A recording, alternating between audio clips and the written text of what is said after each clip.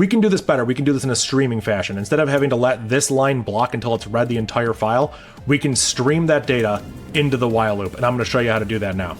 So to do that, we're going to move this line down here, and we're going to get rid of the command substitution. So we just have that grep. And then here's what we're going to do. This is pretty wild. We're going to join these two lines together. I use capital J in Vim to do that. And then put a pipe character here. This is valid. This is totally valid, and it works just fine. You can pipe into a while loop. If you do it that way, you have to get rid of this here string because we didn't define that variable anymore. So we have this syntax, totally valid, totally works just fine.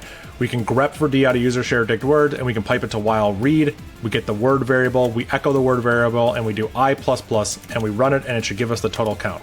So you ready for this? It goes through it, and what is this? That didn't quite work.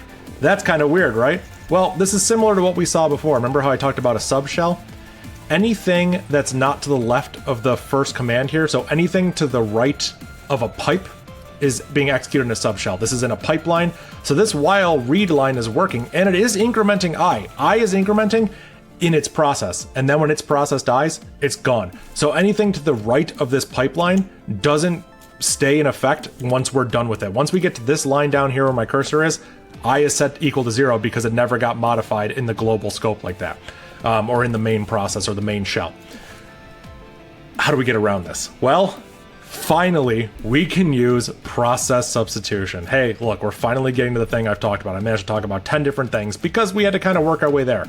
How do we do that? Well, let's go ahead and get rid of this. I'm just gonna trash that all. And now this reads from nothing, so technically it would read from standard in.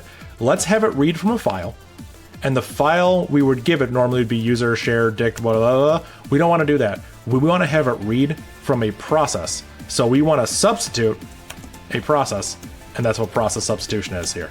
So we can use this syntax. We use less than first here on its own to say we're reading from a file, and this syntax gets replaced with a file, and that file can be consumed as though it was like the command that's running inside it. Might be a little bit confusing, but I'll show you what I mean.